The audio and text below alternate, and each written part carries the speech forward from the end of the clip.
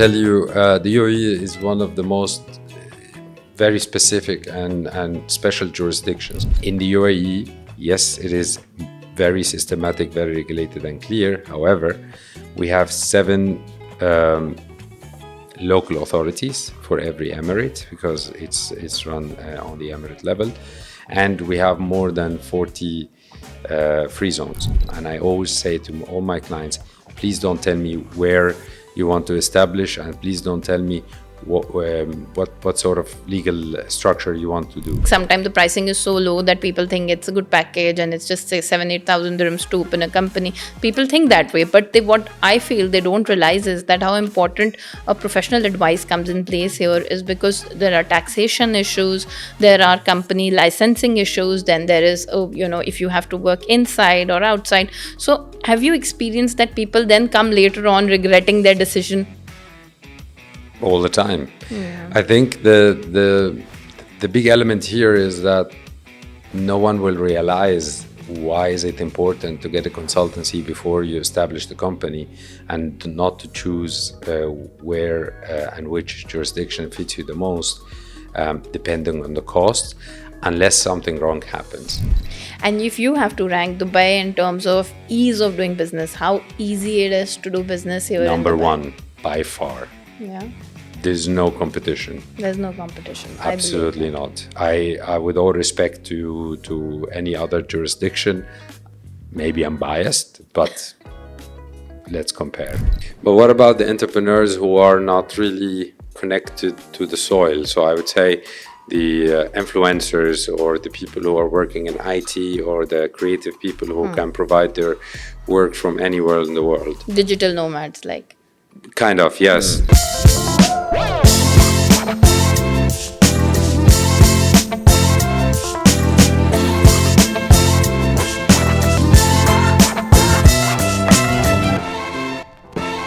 Welcome back to another episode of UAE Brews and Views with Shireen. I'm your host Shireen Kapoor, and with me today I have a powerhouse in the legal industry. He has been here in the UAE practicing since 15 years, from DIFC to now having his own firm since 2013. He's a lawyer, he's an entrepreneur, he's an innovator, and most importantly, he is such a good podcast host that today I'm actually honored to have Mr. Ahmed Elnaggar with me here on the show today. So let's understand the legal industry from his perspective. Hi Ahmed, how are you? Well, thank you very much, Shireen, for inviting me. It's my pleasure to come to your show. Thanks, Ahmed. Thank you for taking out time out of your busy schedule, actually. Today, I want to start with when you started from DIFC, if I'm not wrong, from the Swiss law firm that you were working in DIFC back in 2008.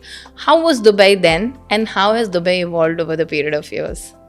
Oh, wow. It was extremely interesting at that time. Dubai was as busy as now. The traffic, it was exactly the same. Really? Well, yes, we didn't have the metro at that time. We didn't have, there were no Uber, no Careem, no any of these tech transportation companies. I think even buses were not at the same workforce. We didn't have bus stations with air conditioning capabilities. There were, of course, bus stations and the buses and public transportation, but it was not with the same level at where is it now. But it was as busy, I'll tell you. I mean, I've lived here since 2008. I remember very well April 2008 when I came to the UAE the first time, and it was as busy. Maybe not as big, not as many people, not as many tourists, but it was not as many buildings. No, not definitely Dubai not. has evolved over the period of years, still evolving. I mean, absolutely, opportunities were the same. I would say that it was all full of opportunities, full of chances for everybody to come from everywhere in the world and try something new. I've seen companies being started, and at that time I helped a lot of companies to establish themselves in the UAE at that time. Wow. I remember very well the ones I started, and now they are quite big and very successful. Wow, that's very nice. Yeah. So you've been a part of their success journey. Well, I say sometimes to my kids that, that we've been part of building this place and contributing into introducing investors and entrepreneurs and guiding them with the legal industry and guiding them with the legal requirements and how to start and establish themselves in the UAE. But I don't take any credit, because I believe that the system that was built and the vision that was put by the leaders of this country is what really built it. We are just tagging along with this kind of success. We are finding our place in it, and the bigger vision was already built by the leaders and started with Sheikh Zayed. Yeah, and that's why I always say that, as an investor or as somebody who's coming from the outside of UAE, wanting to do business here, you have faith in the system because it's backed by the government. The entire vision, the D33 that you see, it's all about Dubai's leadership. That is, from the front, they are leading in every possible manner and within practical approach. That's very true.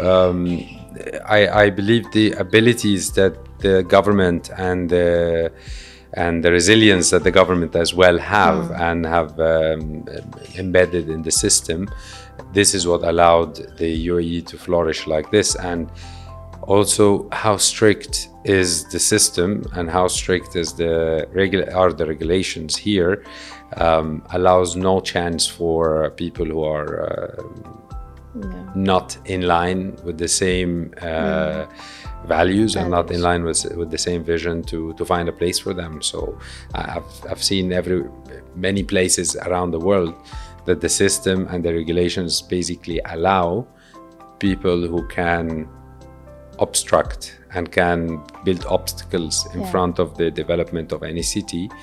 And here, whether Dubai, Sharjah, Ajman, Ras Al Khaimah, Abu Dhabi, you've seen in every place a vision and a progress, and you can measure it year on year. And this is because, of course, the system is built in the right way with right values and right vision, but as well that it doesn't allow people who are not in line with the same ideas to stay. Yeah. And there's a heavy penalty and different kind of deterrence for all of that. Yes, absolutely. And also on the other hand, the opportunities that they built for entrepreneurs and for businesses to come and find a place, the ease of doing business and the speed of providing this service for entrepreneurs. As you said, the trust that the entrepreneurs and the investors have in this place is built that on meeting the promises that they were being given. And of course, when they compare these opportunities that they have here to whatever they have somewhere else, they choose and they find the UAE is one of the most interesting places. Yeah, that's true. That's right. I firmly believe that as well. And I want to know more about you, actually, just because the fact that we started with this thing, we'll cut this, but I want to know more about you. And in that, I want to understand that what in 2013, when you started your own firm, what were the problems you faced then? Because I'm sure it is not easy to have an independent practice in Dubai or anywhere across, because you are now not just a lawyer, you're also an entrepreneur. So you have to have those business skills. So how was it, and what made you start in 2013 as a lawyer here in Dubai with your own practice? After many years of helping entrepreneurs and working with entrepreneurs, I even did that in Egypt before I moved to the UAE. I was helping entrepreneurs learn about the private enterprises when I was working with the American Chamber of Commerce in Cairo. We studied a lot about business in law school as well in Cairo University. And when I came here, I was helping a lot of entrepreneurs and businessmen establish their business here. And I was always part of this success, and I was always happy to see it growing and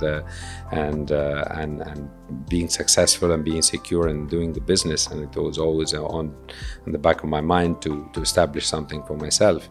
And where I found the opportunity after many years that I can provide the same service, provide the same quality of service and help to my clients, I decided to start up my own practice. And it was not easy for sure. It was very hard in the beginning, and I was very scared. And leap of faith. Of course, you have to take some risks if you want to do great stuff. And I did it, and it was. Long story short, after many years, I realized it was one of the best decisions I've made. Yeah. And along the way, I did it a few other times when I established other projects. And so many feathers on your cap that I just could not complete it in so small introduction. So I love if you could actually take us through your journey of what you did after starting your own practice. Well, I will not tell you everything, because among those successes, there were a lot of failures and a lot of attempts. That's a part of the journey. Yes, exactly. So I started so many things along the way, and they didn't work out. And those that work out very well, I remember in 2021, I started a group, a WhatsApp group for lawyers, because I wanted to establish a community for lawyers. It was not my idea. I always say that. I saw it already happening. I just thought it can be done in a better way or a more organized way. And I did it. And then it grew. Emirates Legal Network, where we met. Exactly, where we met. So it's a great platform, by the way. Thank you so much. I must say, sorry for cutting you, but it's an amazing platform. Like, I'm a new lawyer here in UAE, but it's such a good starting point for any conversation, helping each other. It's amazing. That's exactly the point. That was the mission, that we brainstorm, we talk, we argue legal topics, and we talk to each other. We make a good network of lawyers. And really, it started as a WhatsApp group, and then it started regulating it a bit. We started fixing some of the troubles that we faced along the way. And by doing this, people were more attached to it, and they like it, and it grew from 50 members until now. We are almost 600. It's a non-profit association registered with Abu Dhabi Global Market. We have a trademark, we have a bank account, and we are doing regular events. And this is one of the nice things. We have an executive committee. I don't take all the decisions alone. I consult with the fellow members of the association all the time, and it is growing. We're doing events inside the UAE. We've been awarded an award last year by ALM and for the Diversity and Inclusivity Award. And that was one thing that I started a few years before. I started also The Jurist, which was a legal blog. I allow myself, my colleagues, and some lawyers who are friends of mine to write articles and be published, and put practical knowledge for free online for readers to do. And in 2024, I added Monday Legal, which is the podcast, to it. I find myself doing a lot of things around the legal industry, but it's all related, and they all make sense. Yeah. As a lawyer, you are not just, it's not just about helping people. It's so much about running your own practice. And then, of course, you are, when you are the host yourself, I want to know how you're feeling as a guest. Well, it's not easy, I'll tell you. It's so easy. It's easier to be on this side of the chair. It's much easier to shoot questions than to answer them on the spot. But it's fun. I enjoy answering questions. It's part of the DNA of any lawyer to say what he had, and it's fun. I tell you honestly, I'm doing Monday Legal as I'm enjoying it so much. It's one of the most interesting things. I'm one of your first subscribers, by the way. And when I watched that show, I was like that, okay, finally there's somebody telling you about the law, talking it in simplified terms. And then for a layman who's not even, practicing in this jurisdiction maybe, or a lawyer who's not practicing, or a layman, from that perspective also, I feel it's so easy to understand and comprehend your information. The people coming on the show, they're giving such insight, deep, it shows that it's experience talking. So there's a lot of good information on that podcast. And if you haven't already, guys, you need to subscribe to the Monday Legal, the Jurist podcast. The channel name is The Jurist and the show name is Monday Legal by Mr. Ahmed himself. It's an amazing, amazing show. Coming back to the corporate structuring and the corporate business hub here in the UAE, I would like if you could share some insight from your practice of 15 years almost, that wherein you can tell us about exactly the way mainland free zones, how the company structure works here in Dubai, in UAE? Well, that's actually a very tough question because I can write a book right now, but I will. No, but in short, In short, I will tell you, the UAE is one of the most very specific and special jurisdictions.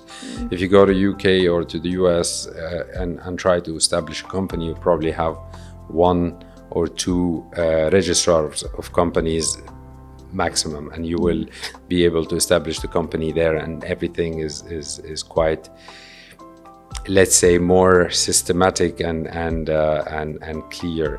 In the UAE, yes, it is very systematic, very regulated and clear. However, we have 7 local authorities for every emirate, because it's run on the emirate level, and we have more than 40 free zones.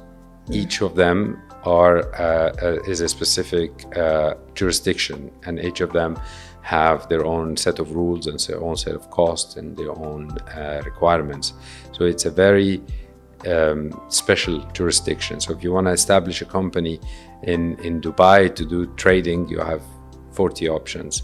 If you want to establish a company in Sharjah to do a consultancy, you have about five different options. So it's a really very specific jurisdiction. And in order to define what is the best for you, you need an experienced consultant to be able to advise you. And I always say to all my clients, please don't tell me where you want to establish, and please don't tell me what sort of legal structure you want to do. Just tell me what you want to do. Tell me your commercial aim. Tell me the business. Talk to me a little bit about it, and I will be able to guide you and give you the options. And every consultant should do the same. Yes. I see a lot of now companies, selling packages of company formation, and just like because of the pricing, sometimes the pricing is so low that people think it's a good package, and it's just say 7,000-8,000 dirhams to open a company. People think that way, but what I feel they don't realize is that how important a professional advice comes in place here is because there are taxation issues, there are company licensing issues, then there is if you have to work inside or outside. So have you experienced that people then come later on regretting their decision? All the time. Yeah. I think the big element here is that no one will realize why is it important to get a consultancy before you establish the company, and not to choose where and which jurisdiction fits you the most, depending on the cost, unless something wrong happens. And the probability of something wrong to happen in the first year may be very low. In the second year is a little higher. In the third year, for sure, you will have a big problem that will show and will determine if the structure that you used was correct. Sometimes it happened even much faster. We receive clients who have a completely wrong license activity on their license. They started doing business, they invested in an office, they did everything that should be done, even a bank account, and then they realized they cannot bid for the projects because their main business was to deal with government, and it's not possible for a free zone company to bid for government projects. But they didn't know, they just chose the most easy and cost-effective matter for them, without actually asking in the market, would this license, would this legal structure actually fit their needs or not. So if you want to go to a consultant of 1 year experience in the UAE and imagine that this is going to cut it, I'm sorry, it's a bad practice. Let alone that people don't even go to consultants, they just Google it, run to the cheapest consultant in the market who can do everything for them online, and they just go ahead. The price of this mistake can be much higher. Right. Yeah. Right. So UAE has evolved in terms of taxation. You have seen both sides. So I'd like you to give us some insight on that perspective as well, that UAE before taxation, VAT, and after VAT. Well, I will tell you something that may be not exactly the question you're asking right now. I'll tell you Not before, not after. I tell you, in the middle, when the tax was introduced and not still implemented, that the news came and everybody was a bit scared when the VAT news came out, and we heard all the stories that all the investors will run out. The only reasons investors are here and entrepreneurs are here is because of the zero tax, and if you introduce now the VAT or the corporate tax, everybody will run out. And guess what? No one is running out. And we just, I don't know, population is just growing exponentially. It's very busy. It took me 1 hour to come and drive to the studio today just to arrive. Absolutely not. So before and after, nothing changed. The same opportunities, the same chances. And I tell you, it's just more and more people coming in, and taxes. I see that. The free tax is not the only element that brings people to the UAE. Maybe it was in the 70s or in the 80s, but definitely not now. People come here, entrepreneurs come here because of the opportunities and the real interesting business environment. And if you have to rank Dubai in terms of ease of doing business, how easy it is to do business here Number in Dubai? one, by far. Yeah. There's no competition. There's no competition. Absolutely not. I with all respect to any other jurisdiction, maybe I'm biased, but let's compare. I'm ready for debates. Bring anybody from any different jurisdiction.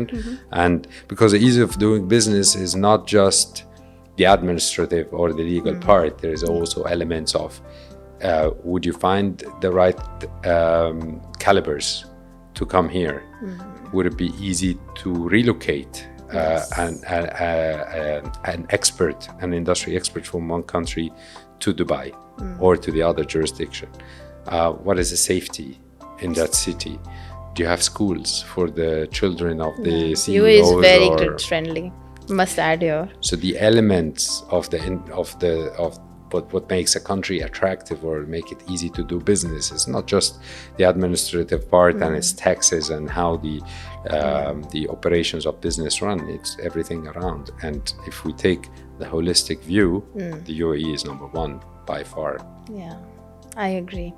And when you have to compare two major jurisdictions which are now running their own, they are run by their own laws. One is being the Dubai International Financial Center, DIFC, and the other is Abu Dhabi Global Market. What would you choose and why? There's no right answer for this question. The right answer to this question would be that every case is different than the other. There's some clients or some enterprises that will come and will tell us exactly what they want to do and what are the major factors that attracts the business to them and what elements of risk that they have for their business, what they want, where they want to be located, how many staff they need, what is the investment size, and so on. And based on that, we would recommend one jurisdiction over the other or one free zone over the other. And sometimes we tell them that the UAE is not what you're looking for. You have to go somewhere else because this jurisdiction is, yes, interesting, amazing, safe and great, but it doesn't fit your business plan, for example. So but there's always a comparison between DIFC and ADGM. Well, there's a competition.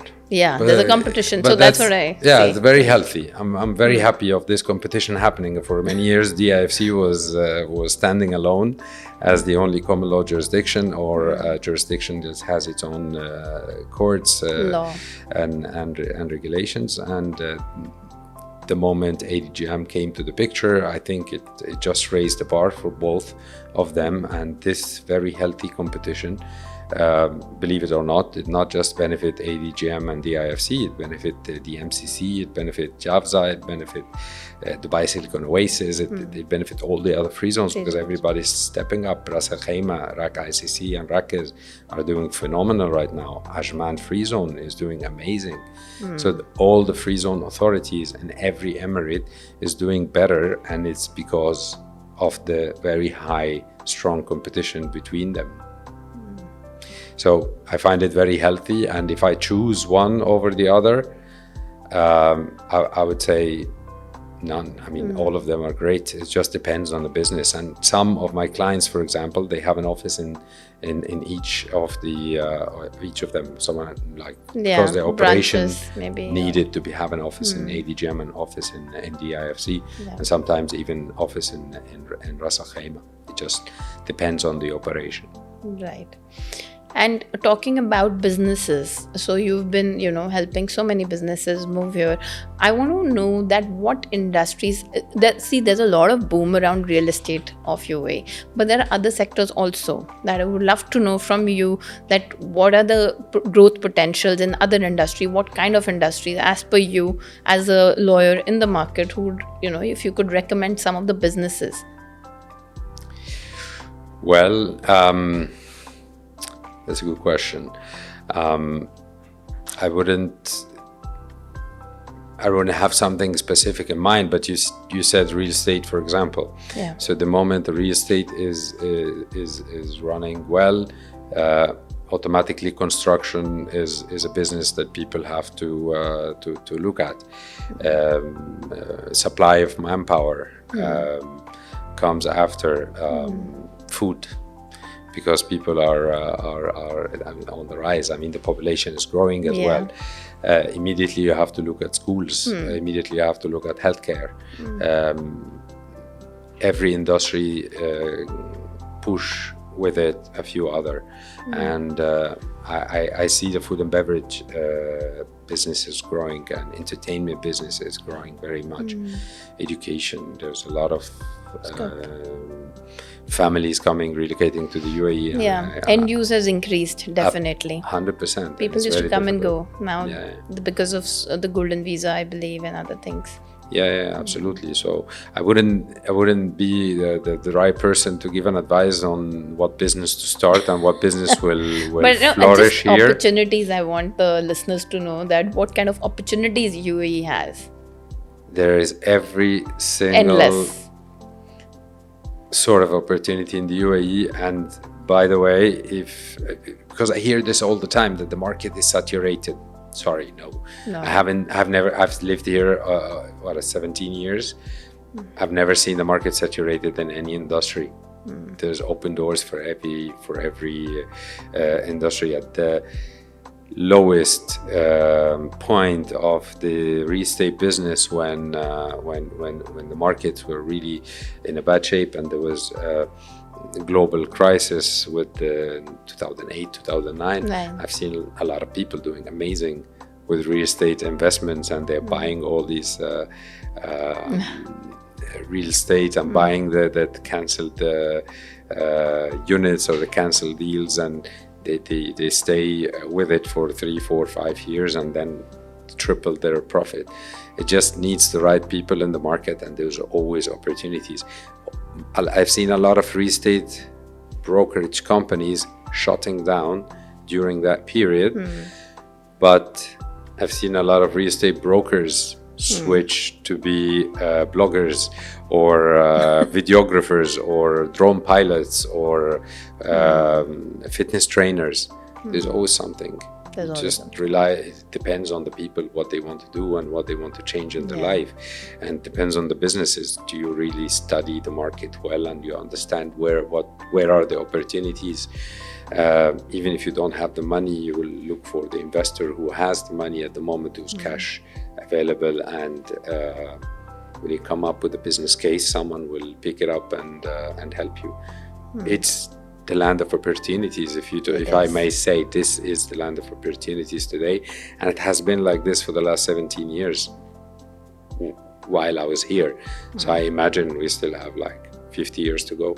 Yeah, absolutely. And that's I sound maybe too optimistic, but no, that's how you should. I think that's how I feel, really. Yeah, absolutely. I'm also very positive as a person and very optimistic. I moved from Canada to here, so you can think of me as a live example who's coming from western to the eastern part of the world.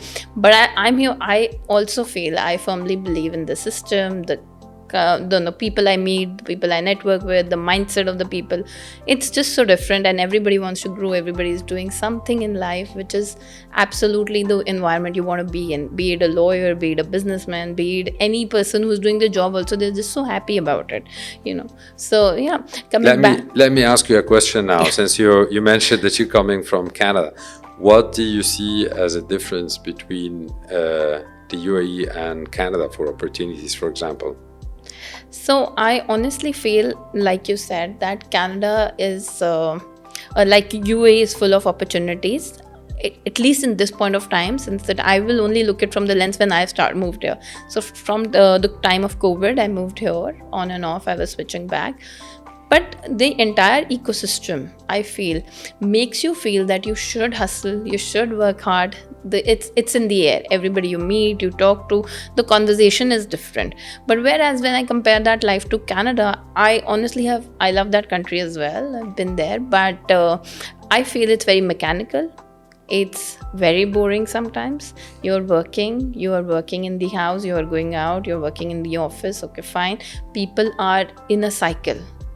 And you are trapped. Like it's a very monotonous cycle, I feel.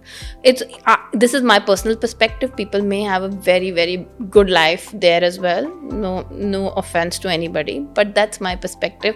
I feel the mindset and the people that I meet here, the network I'm in here, is amazing. What about the administration part of life? Do you find it easier and more convenient? Yes. Here than in Canada? I feel it's more convenient here. Yeah. It's definitely more ease of doing business is also more here. Although company formation, etc., it's very simple there. But then post all of that, doing business with such heavy taxes is not easy. A major chunk of your income goes to the tax. Right. And then Canada is, I feel, I would not want to say anything negative, but I still feel they have, if the healthcare is being provided by the government, every facility that is being given to the public is by the government, they have to work more on infrastructure equivalent to the number of people they're calling in. So immigration should be directly proportional to the infrastructure, like Dubai is, right? Like UAE is. Infrastructure development, I feel they still need to work a lot on that. But what about the entrepreneurs who are not really connected to the soil? So I would say the influencers or the people who are working in IT or the creative people who can provide their work from anywhere in the world. Digital nomads, like. Kind of, yes. Do you think this should... So visa is a big issue. Yeah. Immigration is a very big issue. Yeah. Unlike UAE, visa and, as you recently you see the immigration business. I'm an immigration lawyer primarily. Mm-hmm. So I have seen that, that it's a very big task for people to get the Canadian visa, even visit visa. So many events sometimes get cancelled, like the football match was supposed to be there. It got cancelled because the entire team could not get a visa on time. So that kind of immigration hurdle, admin hurdles, bureaucratic hurdles are still there. Right. On that side, when we talk about the digital nomad, because you lived in both jurisdictions and you worked as a lawyer in both jurisdictions, which one would you recommend? A digital nomad, so someone who is an AI expert who's doing all his work from his home. He doesn't need to be existing in any of the of the cities. He can work from the beach or from wherever. And at the same time, would you advise him to live in Canada or live in the UAE? Of course, UAE, anytime. So it also depends on person, I would say. If they are wanting to be comfortable in that, if they are working in that time zone of the world, then I have seen people, but then also they will go to the Bahamas or go somewhere other in America, right? Why only Canada, where the weather is not that favorable? The winters are like, it's not that harsh, but they are harsh. Not that harsh the way it's hyped over here, but still. And for people, some people actually, the only negative thing they think about UAE is the weather. So many people, the weather. But I tell them, like, you don't feel cold in Canada. The heating is always there. The ACs are always on here, so you don't feel it. But for digital nomad, I think it's very subjective. If you are not earning in Canadian income, you're not taxed there. So many people prefer there as well. But primarily, I've seen people move to Canada for family living because they think that UAE can be a temporary hub it's a temporary place, and that's why they go there. So it's a very golden combination to get the Canadian passport and live here. Live here. Well, one last thing I want to ask you. I think I hijacked your show. You hijacked my show. I was supposed to ask. But it's good because it's a good opportunity for me to learn a little bit about Canada. Yeah. I mean, as a woman, you moved from Canada to UAE. the UAE, and honestly, the perception of moving from the west to the east, from Canada to the United Arab Emirates, a lot of people will say, how is it to live here as a woman? I mean, what's your experience? Are you as free as you used to live in Canada? Can you wear the same clothes? Do you have the same respect? Yeah, good question. And I would say that I can wear anything here in Middle East, but not in Canada. Let me tell you, I have seen in Canada, the safety and security has gone down a little low. It's not the same way. Whereas UAE, there should be a case study. Every country should do a case study on how UAE is managing all of that, wherein people are respected for what they wear. Nobody's looking at the women like they are they're not objectifying the females. And you are just so free here. It's so safe here. I mean, 3 o'clock. I have clients who went to Canada, came back as well, because they say that Shireen, our daughter, she can just wear anything and go down at 3 a.m. in the night, and we are not worried. Whereas we are kind of concerned there. So the grass is always greener on the other side. On the other side, yeah. But it's also where you water the grass. Yes, I comment on one of the things that you just said, is that they have to do a case study on how it is. And this is so true. I believe that governments around the world should study what the UAE is doing and just follow. The world will be much better. Better, absolutely. Absolutely, yes. Even with so much of tension in the Middle East, you just don't feel it here. Well, the distance between the UAE and whatever war zone that is happening is exactly the same distance between the war zone that is happening and whatever party happening in Mykonos. Yeah. So if you feel like, oh no, I don't go to the Middle East because there's unrest, please go to the map and measure the distances again. Yeah. You will understand what's going on. Yeah. I'll give you back your show. Perfect. So, Ahmed, before we close the show, my last question, because I see you writing a lot of articles and blogs on your LinkedIn about the artificial intelligence here in the UAE, how it's evolving, how Middle East is also investing in it. So, what's your take on it as a lawyer? Do you recommend use of artificial intelligence? And if yes, then how? Well, honestly, I have a very special opinion about the artificial intelligence. It is a sort of a new technology tool that the world has given us, and ignoring the significance of this technology is just not smart. Every lawyer or every business in general is now relying very heavily on social media, for example, or relying very heavily on their professional digital image or their website. That's technology, new technology that a few years ago didn't exist. Everybody's relying on internet communication and smartphones. This is a technology that 30, 40 years from now was seldomly used. I don't know, I go back to the typewriter that we were using pen and paper most of the time, and then at the invention of a typewriter or the automatic typewriter and then the computer typing was something new, and it faced a lot of resistance, and now it's a default, and if you don't use it, you're unemployable. You're basically someone who we cannot work with. Yes. So if you think or anybody think that the AI is not here to stay, it's something that we might use and might not, you're mistaken. This is a tool, a technology that you have to understand how to use it, and you have to understand how to speak to it. Yeah, because the prompts also, there's a course on prompts also now. 100%, and then you just fall behind, or you choose to learn it a lot later than everybody else, so it's your choice. Yeah, but you have to. Eventually. 100%, no choice. I mean, they should put it in the curriculum of law school for sure, because this is an amazing technology that everybody will be using in the future. Actually, I'm using it right now for myself. I'm developing even an AI solution for lawyers myself. Wow. For now, I'm using it internally for my company and my staff. Later on, probably I will put it out to the public, but it is what it is. Catch up or you'll be far behind. 100%. Yeah.